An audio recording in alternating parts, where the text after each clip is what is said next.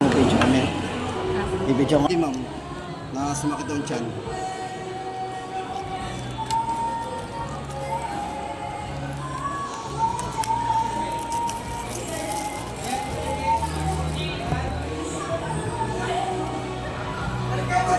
Tatasal po kayo, ma'am. Malayo. Malapit lang. Bugtong. Malapit lang po. Yan, mag-unbox Pero tayo. nagpapa-order sa akin ng malayo. Yung nagpa-order. Pa-order niyo po ito. Kasi credit card ko ba ito? Oo. Yan, mag-unbox po tayo ng Note 50 Pro Plus 5G na kulay purple. Correct. Purple ang kulay. Ito, titingnan natin ang kulay purple. Ayan.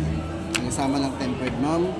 Meron kasama siyang VIP card para sa ating service center.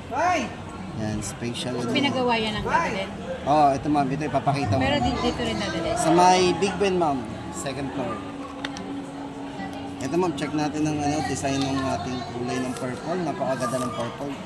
Pag sinaga ng liwanag, lumalabas yung kulay purple. Pero kapag wala, medyo parang black ang dating. Like siya. Ano ma'am, yan ganda oh. Tapos ito yung kanyang kasamang case. Rubberized. Okay ba po? At ito na, bubuksan na po natin ang ating Note 50 Pro Plus 5G. Tingin na ulit naman ng case. Sige.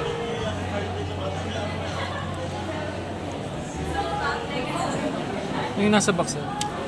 Tapos ito, check po natin yung kanyang box. Ito po ay may kasamang 100 watts. Sobrang bilis po nito mag-charge. At kung gagamitan naman po ng wireless charging po ito, 50 watts naman po dito. Pwede rin siya. Pwede sa wireless charging, ma'am. Pwede rin po siya Yung mga mag-share. MagSafe? Yes, ma'am.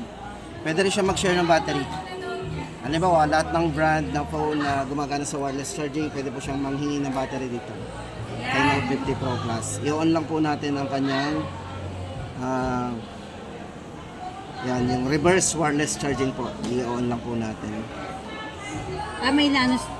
May... I-on lang po sa setting. Pwede na po manghingi ng battery yung ibang brand para itatap lang po sa likod. Ang bilis siya mag-iPhone na to. Ayan. Makiki-charge po siya dito. Pwede po siyang mag-charge wirelessly.